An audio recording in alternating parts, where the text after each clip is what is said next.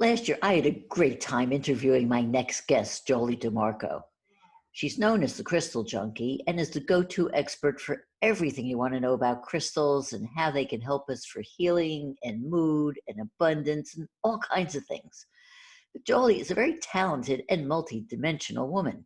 We're going to talk to her today about something very different: how to talk to our soul. Sounds strange, but how do we do this? Let's find out. Welcome back to the Dream Power Show, Jolie. Hi, thanks for having me, Debbie. I appreciate it. Oh, it's my pleasure. I'm really excited to talk about this whole idea of talking to our soul. You claim it could actually heal ourselves by doing this. And I've always thought of my soul as this kind of ethereal thing that's just out there. So before we get started on how to actually talk to it, why don't you tell me, how do you define the soul? In my book, I write a little bit. I use a descriptive word like a shiny diamond, just to kind of give us a visual of what your soul can, so we can kind of make it tangible, I guess I should say. So our soul is the energy of us, the energy of our existence. And so I always say there's the human part of us, and then there's the energy part of us, and then there's also our soul. And our soul is energetic as well.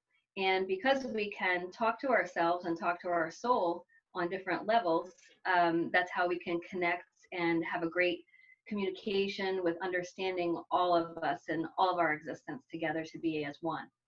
Hmm. Do you have a hard time getting people to really understand that energy is all around us and that we actually are energy? It's hard because I know in schools they teach people about our physical body, but they don't always teach about our energetic body. And people really need to start educating people on that, because that energetic body, our aura, which is arm's length, I'll put my arms out now, around our body in a 3D round circle, or auric egg, most people call it. It's probably what you would call it, right? That 3.5 to 4 feet around our body has positive and negative energy and neutral energy. And that's what keeps our energy up and our moods, and can change us because of different frequencies that come through. And our energy basically is sort of what I call permeable. So we're accepting energy and we're releasing energy all the time. And energy can be considered an emotion. It can be a physical feeling.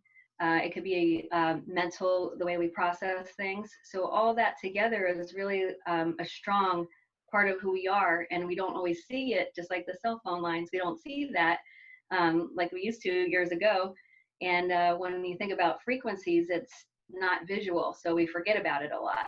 And it is hard for people to kind of get that concept, but once they do, it's like life gets so much easier. But when you say you're talking to our soul, are we talking to the aura, or? No, we're talking to, thank you. So we are talking to the part of us that we're connected to on an energetic level.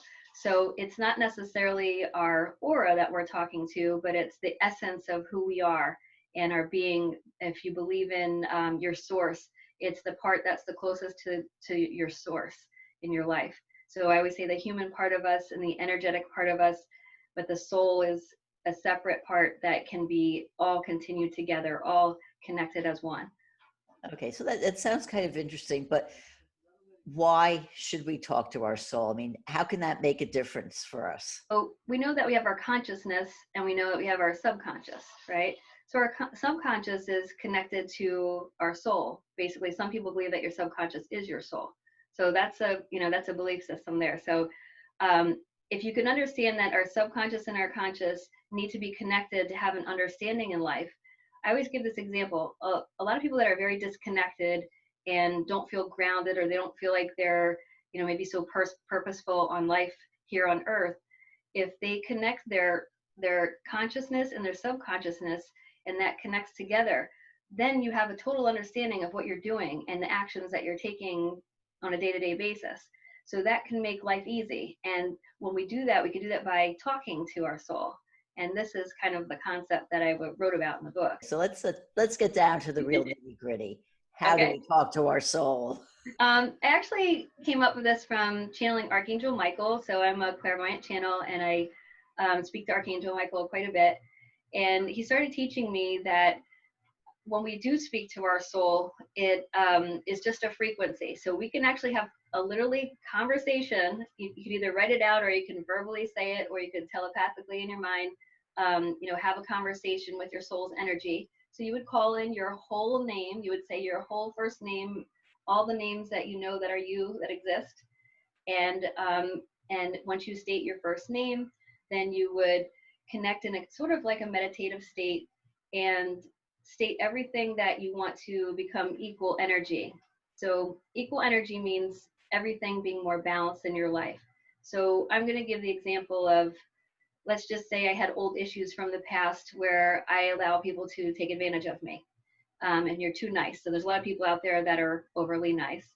And it's nice to be nice, but sometimes people take advantage of it, and it takes it to another level to feel unequal. And so what I would do is do a soul talk with myself. And I would say, like, this is an understanding that we need to have, me and my soul, that, I love you being a great, nice person. I'm not blaming you for anything, but let's get this straight. We want to be balanced with other people. We want things to be equal, so people don't have to feel uncomfortable around you, and I don't have to feel uncomfortable around them. So me and my talk together, and we're going to have this understanding. So this way we can have more balance in our life. And so whatever the issues might be, you would go through the issues. You would do a connection, using a connection of different parts of our bodies, of our chakras, and then go through a little breathing period of 11 breaths in and out. And it would take us to connect to our soul and feel this beautiful, equal energy wiping over your whole body and your energetic body, your physical body and your energetic body. So is this something that works right away? Like if you had this issue, you did the soul talk, would you immediately feel a change? For most people, I'll say yes. I've done it several times, and you can go back in and do things if you feel like you have to work on them. Because the really important part is that you have to believe that you're connecting the soul and you're feeling that energy. I always use the example, if you're praying for somebody, you actually feel it in your heart when you're praying for that person because you care so much. That's a frequency. And some people, when we say things, we say just mantras and stuff, and it's not, you don't feel them. So the difference is feeling the energy versus not, putting the effort in to feel and understand and make that connection. So yeah, a lot of people will feel it instantly. I mean, instantly. I do now because I've been practicing it so much with different things in my life and different issues that come up. But most people will describe the word as being this swoosh of energy over their body. And that's kind of how they know that they did it correctly, because there's no wrong way, but it just feels right. And you'll feel that kind of swoosh over your body. So what are some of the issues that you can resolve in yourself by going through this process? For some people, it's addictive personalities. So people have addictions to all different things: food, eating, drugs, alcohol, even just bad habits.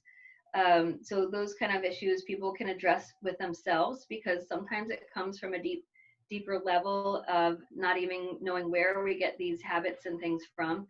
And some people do know where they come from, but when you don't, it goes really deep. When you connect with your soul, it's almost you have this enlightenment, this kind of epiphany feeling when you start going through all the steps.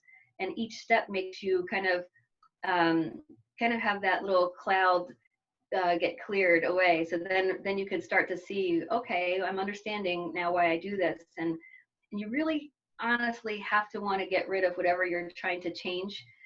So basically you're changing frequencies that are sort of embedded into what I call our shiny diamond, or our soul. And if you think about it, throughout time in our lives, since we're little, we're embedded with different frequencies of things that we learn, what can be your normal in your life. And so, we get a lot of, I call them blemishes on our diamond. And so nobody's perfect, but we learn bad habits and good habits and all sorts of things. And you can always decide. You're the keeper of your soul. Archangel Michael always tells me we're the keeper of our soul. So if we want change, we have to decide that we want to make the change. Nobody can do it for us. And once we do, we're allowed to kind of connect with our soul's energy and clear off any blemishes that are there that we don't like anymore, and change ourselves. So using that analogy, it kind of helps people to understand that, we all make mistakes. We all have things in our life that drive us to do certain things and actions, but we can change them through connection of the soul. I know if I'm honest about it, and I'm sure if a lot of other people are honest about it, they've got more than one issue that they'd like to resolve. So when you're doing a soul talk, do you just do like one soul talk for one issue, or can you do it and just have a whole bunch of things all at once? That's a good question. People ask that all the time. Yes, so a lot of us have many issues. And so it is best to do them one at a time because you're focusing, remember, your intention to desire and project on each one separately. So you can work on all of them, but it actually is a little bit emotionally draining because you're connecting to a different part of your energy that maybe you're not always used to connecting to, your soul. So when you do this, like I feel a little exhausted. I'm going to be honest. I feel a little exhausted after I do a soul talking. So I tell people not necessarily to go think they're going to do a million things after, because you get a little emotional releasing and changing some of those frequencies. So I would do one at a time, and because you are going to write it out and kind of set yourself in that way. And then the next time, like you could do it an hour later if you wanted to, if you felt up to it. If not, I would say wait a couple days in between, because you are, purging a little bit there, and you're releasing this to make things equal. So you do, want to be easy on yourself. You don't want to be too tough on yourself. You're already getting rid of some things that you're, held on to probably for quite some time. That certainly makes a lot of sense. How long does the process take? Usually about 33 minutes about is what the when I downloaded it. So this way you can kind of take your time, write things out. You can relax and do the breath work. So this way everything is really set and relaxed. So you want to make sure you have a really nice space where you feel that you're not having too much noise around, and you can feel very personal about what you're doing. Some people like to do it outside in nature, or in their sacred space. Mm-hmm.